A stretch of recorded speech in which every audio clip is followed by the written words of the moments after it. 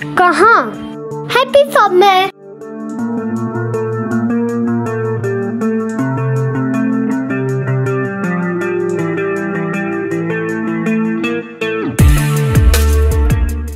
Welcome to happy shop. Happy shop में सभी के लिए कुछ ना कुछ तो है, जैसे कि मम्मी पापा के लिए प्रीमियर क्वालिटी के ड्राई फ्रूट्स, दीदी के लिए इम्पोर्टेड चॉकलेट्स और बच्चों के लिए ढेर सारे यूनिक टॉयज।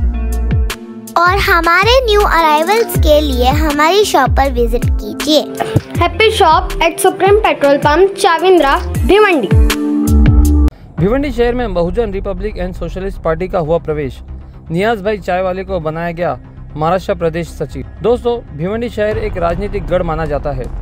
वहीं भिवंडी में कई राजनीतिक पार्टियां अपना सिक्का जमा चुकी है और कई पार्टियां अपना जनाधार जुटा रही है। इसी के बीच डॉक्टर सुरेश माने, founder of Bahujan Republic and Socialist party, ने अपने पार्टी के कार्यकर्ताओं की एक मीटिंग ली और देश में चल रहे हालातों से सबको आगाह किया। आपको बता दें कि पार्टी के राष्ट्रीय अध्यक्ष और फाउंडर मेंबर डॉक्टर सुरेश माने कॉन्स्टिट्यूशन ऑफ इंडिया के सब्जेक्ट में PhD की है और इंडियन लॉ में उन्हें महारत हासिल है। और ऐसे काबिल हाथों में पार्टी की बागडोर देखकर काफ़ी लोग पार्टी से जुड़ रहे हैं। डॉक्टर सुरेश माने ने कहा कि आज देश भर में कहीं मुसलमानों के साथ मॉब लिंचिंग, तो कहीं दलितों पर अत्याचार और कहीं मस्जिदों के नीचे खुदाई, तो कहीं वक्फ अमेंडमेंट बिल। मोदी सरकार के इन्हीं सभी प्रोपेगेंडा के खिलाफ बहुजन रिपब्लिक एंड सोशलिस्ट पार्टी मजबूती से खड़ी रहेगी और दलित, मुसलमानों और गरीबों को उनका हक दिलाएगी। इसी विचारधारा के साथ पार्टी तेज़ी से पूरे भारतवर्ष में अपना जनाधार बढ़ा रही है। वहीं भिवंडी के मशहूर उद्योगपति नियाज चायवाला को महाराष्ट्र प्रदेश सचिव बनाया गया और उनके नेतृत्व में पार्टी का विस्तार करने की जिम्मेदारी सौंपी गई। वहीं इस कार्यक्रम में मुस्लिम पर्सनल लॉ बोर्ड के founder member professor Mohammed Suleman और पूर्व सांसद BK वर्मा भी शामिल थे। आइए देखते हैं इस कार्यक्रम की एक झलक। अभी बिल्कुल कम शब्दों में जिन्होंने अपनी बात का इजहार आप लोगों के सामने किया, वो हमारे तमाम साथी और इस मीटिंग में उपस्थित भाइयों। बात ये है कि भिवंडी में मैं कई बार आ चुका हूं और एक समय में तो कांशीराम जी के साथ आया था, अकबर अहमद बर्फी के साथ आया हूं, हमारे पूर्व एक सांसद थे आजमगढ़ के रामकृष्ण यादव जी, उनके साथ आया हूं, क्योंकि मैं पहले बसपा का राष्ट्रीय महामंत्री रह चुका हूं। लेकिन मायावती का कारनामा ठीक नहीं चलने के कारण उनसे थोड़े हटके चलना पड़ा और मजबूरी में एक अपना रास्ता बनाना पड़ा, जिसका नाम है बहुजन रिपब्लिकन सोशलिस्ट पार्टी। लोग दो तरह के होते हैं, जिनको चलना है वो चुप नहीं बैठेंगे, और जो चलना नहीं चाहते वो बहाना ढूंढते हैं। कई लोग बहाना ढूंढ के किनारे हो जाते हैं, बाजू चले जाते हैं। हमने अपनी पूरी जिंदगी बहुजन मूवमेंट के लिए लगाई। जब छात्र अवस्था में थे तब से, इसलिए हम आसानी से किनारे होने वाले लोग नहीं हैं। चाहे संकट, मुश्किलें, हालात कितने भी बिगड़ने दो। 62,000 लोगों ने अपनी बलि दी है, अपनी जान की ताकत दी है, आहुति दी है। याद रखो कि जब संविधान तोड़ने वाले को याद रखो, ये मुसलमान इस देश का संविधान को नहीं टूटने देगा। बाबा साहब भीमराव अम्बेडकर के सपनों को नहीं टूटने देगा। हम सभी लोग दलित भाइयों के साथ में, SC/ST समाज के लोगों के साथ में मिल करके बाबा साहब के सपनों को साकार करेंगे और नहीं टूटने देंगे। संविधान को नहीं कमजोर होने देंगे, अपने देश को नहीं कमजोर होने देंगे। और इस ताज़ी मिसाल है कि सूफिया कुरैशी ने देखा दिया है, जो कुछ किया है सूफिया कुरैशी ने किया है, कर्नल सूफिया कुरैशी ने किया है। और आप पहले का रिकॉर्ड देखिए, जब मुल्क पर कोई विपत्ति आई है, कोई तकलीफ आई है, तो मुसलमानों ने बढ़ चढ़ करके हिस्सा लिया। 1965 में जब चाइना में जंग हुई थी, तो मुल्क जो है कंगाल हो गया था। उस टाइम में निजाम हैदराबाद ने टन सोना, कई टन सोना जो है सरकार को दिया था। अरे कोई सोना 1 ग्राम 2 ग्राम नहीं देता, कब से सोना दिया था। और उस कौम को रोज गाली दी जाती है, छोटे बच्चों को मारा जाता है, बूढ़ों की दाढ़ी तोड़ी जाती है, गालियां दी जाती है, कहते हैं भगा दिया जाएगा, मार दिया जाएगा। मैं कहता हूं कि बिल्कुल नहीं, आप सब लोग थोड़ा सा जागरूक हो जाइए। माने साहब जैसे आदमी के साथ बहुजन रिपब्लिकन सोशलिस्ट पार्टी के साथ जुड़िए, ये औरों की पार्टी ऐसी नहीं है। मैं यकीन के साथ ये बात कह सकता हूं कि हमारी ये लड़ाई जो है ये खत्म नहीं होगी। ये छोटी सी मीटिंग एक दिन बहुत बड़ा जो है, बहुत बड़ा शोला बन के निकलेगी और मुल्क को एक न एक दिन वो दिन दिखाएगी जिस चीज का सपना बाबा साहब भीमराव अम्बेडकर ने देखा था, उस सपने को पूरा करके रहेगी। क्योंकि मैं बड़े एतमाद यकीन भरोसे के साथ ये बात कह सकता हूँ कि माने साहब आदमी जिस पार्टी में जुड़े हुए हैं, सुलेमान साहब जैसे जिस पार्टी में जुड़े हुए हैं, वर्मा जी जैसे जिस पार्टी में जुड़े हुए हैं, तो ऐसी पार्टी को कोई कमजोर करने वाला नहीं है। अपने पैसे से खर्चा करके लोग यहाँ आते हैं, मीटिंग में आए हैं। मैं अभी एक बंबई में मीटिंग थी, मुंबई में जो मीटिंग थी मैं उसमें गया हुआ था, उसमें राजस्थान से, बंगाल से, बिहार से लोग आए थे। उसमें कोई छोटा मोटा आदमी नहीं था। आने वाले लोग रिटायर IAS थे, रिटायर IPS थे, ऐसे ऐसे लोग माने साहब के साथ में जुड़े हुए हैं, काम कर रहे हैं। और वो चीज एक बहुत बड़ी आशा रखती है, बहुत बड़ी हम उम्मीद रखते हैं। और हम इस बात के लिए बड़े फख्र के साथ कह सकते हैं कि हम एक दिन जीतेंगे, हम कामयाब होंगे, बाबा साहब के सपनों का भारत बना के रहेंगे, मनुवाद को तोड़ के रहेंगे, मानवतावाद को बना के रहेंगे, मानवतावाद को बना के रखेंगे। और वो मानवतावाद जिसको 1500 साल पहले हजरत मोहम्मद सल्लल्लाहु अलैहि वसल्लम ने मानवता का, इंसानियत का दर्ज दिया था, उसी इंसानियत का दर्ज बाबा साहब ने 80 साल 90 साल पहले दिया है। और हम जब वो काम करेंगे तो हम समझेंगे कि हमने मोहम्मद नबी करीम सल्लल्लाहु अलैहि वसल्लम की पैरवी की है, हमने बाबा साहब की पैरवी की है। और हम यकीनी तौर से ये दिखा के रहेंगे, ये करके रहेंगे। आज वो एक बात का बन गया है, उस देश के मुसलमान भाइयों की जो परिस्थिति,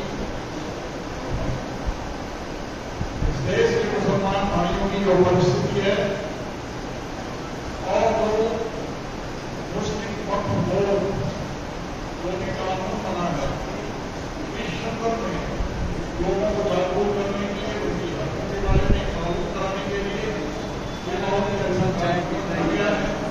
मैं पार्टी के जो भी जिम्मेदार पदाधिकारी हैं, हमारे जो राष्ट्रीय सदर है, राष्ट्रीय अध्यक्ष है, उनके है सभी पदाधिकारियों का अभिनंदन करता हूँ और इसके लिए धन्यवाद देता हूँ। मित्रों, विषय बड़ा है और बहुत गंभीर है, और इसलिए मैं सारे बिंदुओं को संदर्भित नहीं करना चाहता हूं। मैं केवल एक इशू लेना चाहता हूं। तो अभी एक बर्निंग इशू है जिसपे लंबी बहस स्टेज पर चली है, जो मामला पहलगाम का हुआ है। उसके पहले और एक मामला हुआ था पुलवामा का, मैं उसका भी संदर्भ नहीं होता, लेकिन ये जो विस्तार मामला हुआ है जिसमें इस देश की रूलिंग पार्टी ने पूरा भरपूर प्रयास किया कि हम इस देश में हिंदू मुसलमान के बीच की खाई को और जल्दी करें, ये नफरत की दीवार को और ऊंची कर दें। क्योंकि जब तक इलेक्शन आता है, जब तक चुनाव की घोषणा होती है, तब तक इस तरह की बातें इस देश में घटित हो जाती हैं। देश में ये बातें घटित हो जाती हैं, ये घटित करा दी जाती है, ये देश जनता बहुत ठीक से समझती है। तो ये जो दुर्भाग्यपूर्ण घटना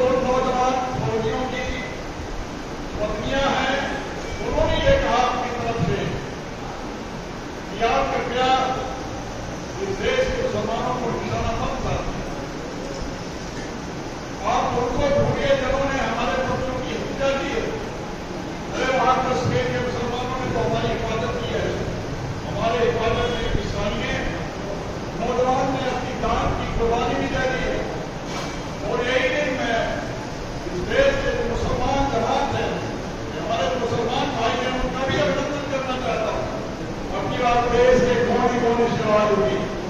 मस्जिदों में इस तरह के फतवा दिए गए कि अगर पाकिस्तान आतंक आई है तो उसके साथ इस बात लड़ाई भी तोड़ा चाहिए।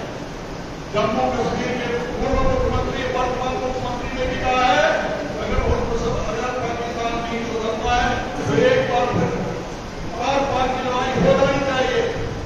लेकिन अगर कोई आर पार की लड़ाई नहीं करना चाहते, ये समस्या का हल नहीं करना चाहते और ये लगता है ये लड़ाई थी नहीं, ये फर्जी लड़ाई लड़ाई गई है, ऐसा लगता दोनों देशों ने अपनी समस्याओं से जनता का मुंह मोड़ने के लिए मिलकर भी इस तरह का षड्यंत्र किया है और ये षड्यंत्र हो गया है।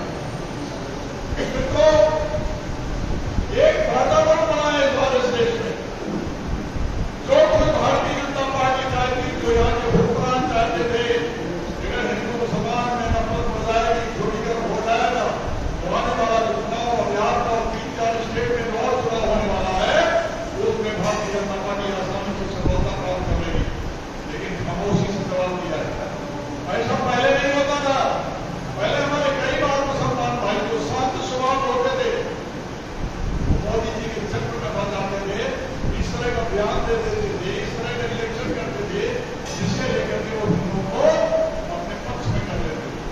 अब इस देश के मुसलमान नहीं हिंदू भाई भी समझ गए और हिंदुओं में बहुत बड़ी जगह जिनको संगठन करने के लिए आदरणीय हमारे राष्ट्रीय अध्यक्ष बैठे हुए इनके नेतृत्व से हम लोगों ने भी करना शुरू और इसके तहत all India Muslim Personal Law Board के शासन में करके हमने पूरे हिंदुस्तान में चार जो है वो वर्कशॉप किए हैं। दिल्ली में किया है, इसी मुंबई में किया है, बैंगलोर में किया, कलकत्ता में किया है और जो धरना प्रदर्शन हुआ था दिल्ली में उसमें भी हम लोग शरीक हुए थे। अभी ताल के दौर में जो मुस्लिम भक्तों पर एक बहुत बड़ा कार्यक्रम हुआ था उसमें भी हम लोग शरीक थे। जिनको मेरा विश्वास है इस लड़ाई में हम लोगों को आप जीतेगी। इस देश की गंगा जमुनी तहरीक की जीत होगी, नफरत की ताकत कम होगी, यह तो मेरा विश्वास है। मैं दादा सुमाना कहता हूं कि बात यहां से है हाजिर अंसारी साहिब और आज के जलसे के सदर मोहतरम नियाज साहब, स्टेज पर मौजूद हमारे दीगर कर्मी, जलसे में मौजूद हमारे बुजुर्गों और साथियों, अस्सलाम वालेकुम रहमतुल्लाह की खिदमत में आया। समझोगे तो मिट जाओगे हिंदुस्तान, न समझोगे तो मिट जाओगे हिंदुस्तान वालों, तुम्हारी दास्तान भी न होगी दास्तान। मुझे याद है कि जब 1972 में इंदिरा की सरकार ने मुतमन्ना बिल पेश किया डॉक्टर करण सिंह के जरिए कि गोद लिए बच्चे को विरासत में देना पड़ेगा, सीधा इंटरफेरेंस था शरीयत। उस वक्त बॉम्बे में मेजबानी की थी आप जो शरीयत कॉन्फ्रेंस उसमें आया और उसी अब शरीयत कॉन्फ्रेंस में उनका बोर्ड का मुद्दा दिखाया।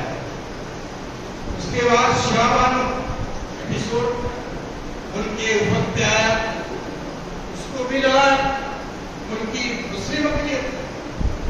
मैं जोर देके कहना चाहता हूं सिर्फ और सिर्फ मुस्लिम अक़लियत और उस पर भी हुकूमत को मानना पड़ा कि जो मता या मेंटेनेंस एक्ट की 125 या किसी 123 का इंटरप्रिटेशन था और जो उस वक्त के चीफ जस्टिस ने अपने फैसले में लिखा था कि इस्लाम का कुर्र इख्तियार औरत को जलील करना होगा, फैसले का उसे रिलीव करना पड़ा, फैसला बदलना पड़ा। पार्लियामेंट से आज ये लड़ाई औकात की जायदाद को छीन लेने के इरादे के साथ नया वक्त पार्लियामेंट से पास किया गया।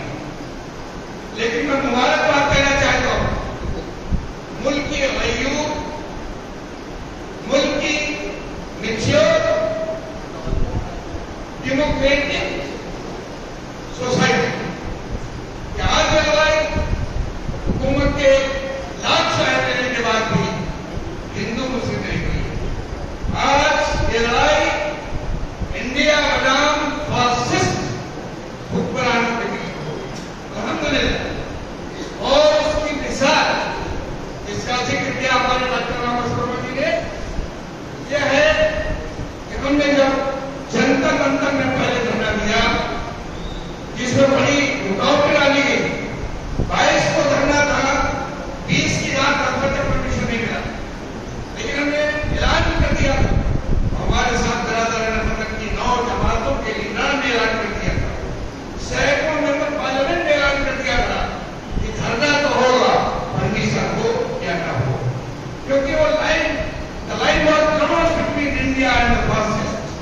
Corporate rulers.